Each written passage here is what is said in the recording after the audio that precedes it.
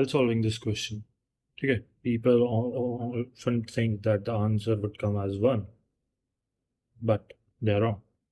Okay, simply the mistake they made is this. They solve it like this: 90 divided by, they solve the brackets easily, but then they solve it like this.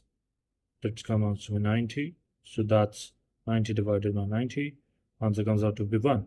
But this is wrong. Okay, this method is wrong. The right method is, that would be, this is how you solve it: 90 divided by 9 by 5 plus 5. Okay, we will use the PEMDAS rule, that P stands for parenthesis, E for exponential, then multiplication, division, addition, subtraction.